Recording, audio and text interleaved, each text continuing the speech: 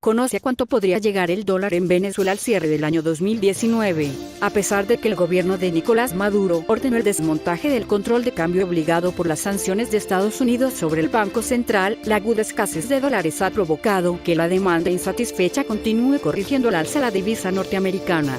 Desde la apertura de las mesas de cambio, el bolívar se ha depreciado 25,4%. El más reciente informe de la firma Economist Intelligence estima que el dólar podría alcanzar 75,000 bolívares al cierre de 2019.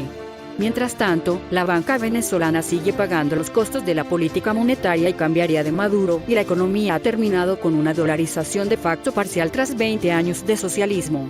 Por más que trata, no lo consigue. El régimen de Nicolás Maduro no logra controlar la corrección del dólar ni en las mesas de cambio, que se supone mantiene un sistema de flotación sucia, ni en el mercado paralelo. Las mesas de cambio abrieron hace algunas semanas con una tasa de 5,200 bolívares. Al cierre de la jornada de este lunes, según datos del BCB, la tasa se ubicó en 6,977,19 bolívares. Es decir, el bolívar se ha depreciado 25,4% en un mercado que goza del amparo del régimen, asfixiado por las sanciones contra Petróleos de Venezuela, que aportaba el 96% de las divisas que ingresaban al país. El más reciente informe de Economist Intelligence, una unidad independiente del grupo de Economist, asegura que el dólar en Venezuela alcanzará, al cierre de 2019, 75,000 bolívares, mientras que en 2020, la previsión es de 609,000 bolívares. Aunque la autoridad monetaria ha ordenado elevar el encaje legal, 57%, y el encaje legal marginal, 100%, para impedir que los bolívares de la banca terminen en créditos para comprar divisas, lo cierto es que la medida solamente ha provocado que la crisis de liquidez de la banca se haya agravado al cierre de junio. La tasa overnight registró un nuevo máximo histórico, 120,98%. Es decir, la política monetaria no ha conseguido contener la corrección del dólar, mientras la banca paga los costos, pues su función esencial de intermediación financiera ya ha sido anulada de facto por el BCB. En la última reunión sostenida entre representantes de la banca y el gobierno, la petición de los primeros fue la reducción de los coeficientes de encaje. Sin embargo, y según aseguraron fuentes ligadas al sector financiero, la propuesta fue rechazada. La política monetaria no solamente ha sido ineficiente para controlar la cotización del dólar, sino que además, la hiperinflación por la que atraviesa el país ha provocado que la divisa norteamericana haya terminado apoderándose de buena parte de las transacciones en el país, particularmente en la compra y venta de electrodomésticos y celulares. Una dolarización de facto ha conseguido el régimen de Maduro, que se evidenció con más intensidad cuando ocurrieron los apagones de marzo y abril. En ese entonces, según recoge la prensa, hasta las bolsas de hielo eran comerciadas en divisas. El monstruo del dólar que quiso derrotar el chavismo, terminó adueñándose de la economía venezolana.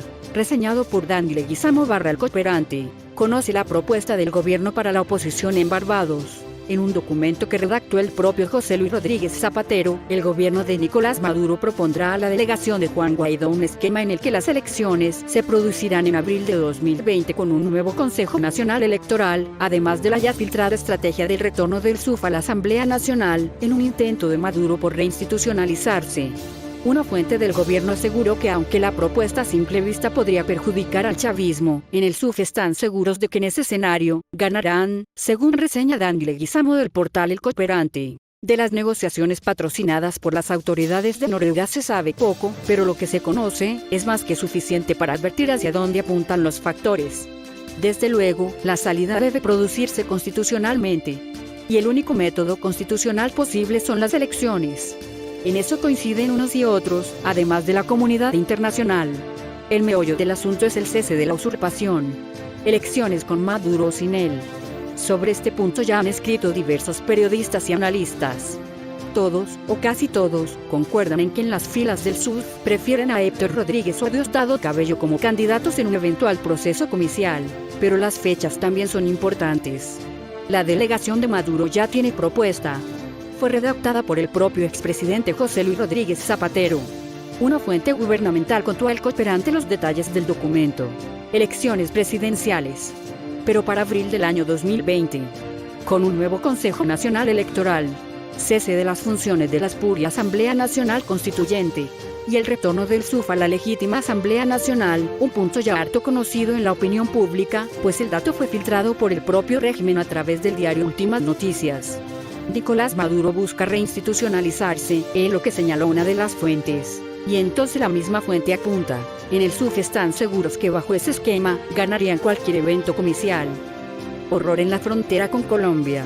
Llevaban 3 cabezas humanas con panfletos amenazantes. Transportando 3 cabezas humanas en 2 costales y panfletos amenazantes contra autoridades policiales y militares venezolanas que operan en la frontera. 5 presuntos paramilitares fueron capturados por efectivos del ejército venezolano en la trocha denominada Portón Azul, en Camino Real, sector Plaza Vieja, Ureña, a unos 400 metros del río Táchira.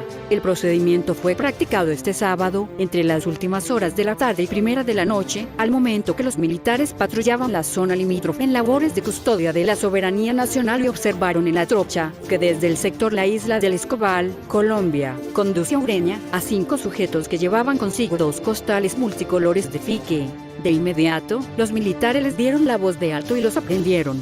Dentro de los costales también encontraron panfletos con el texto AUCFA Autodefensas Unidas Colombo-Venezolanas, además de escritos con amenazas de muerte contra organismos policiales y militares que operan en la zona limítrofe de Táchira, según el medio La Nación. Al inspeccionar los costales que cargaban, descubrieron la dantesca escena, 3 cabezas humanas, masculinas. Ante esta situación, en el acto dieron aviso a funcionarios del SITC, Subdelegación Ureña, con competencia en este tipo de hechos. A los pocos minutos, los investigadores llegaron al sitio. Al revisar los costales, en uno de ellos observaron 2 cabezas con cortes irregulares a nivel del cuello, así como panfletos escritos en computadora con el texto AUCFA Autodefensas Unidas Colombo-Venezolanas y una serie de amenazas de muerte contra organismos de seguridad, policiales y militares, que operan en la zona limítrofe de la entidad tachirense. En el otro costal yacía la tercera cabeza. Se dijo que de los 3 hombres decapitados, 2 eran de piel trigueña y 1 de piel blanca, con edades estimadas entre los 20 y 28 años. Sin embargo, será tarea del SIC no solo lograr la identidad de las víctimas, sino el paradero de los cuerpos, que se presume estarían en territorio colombiano.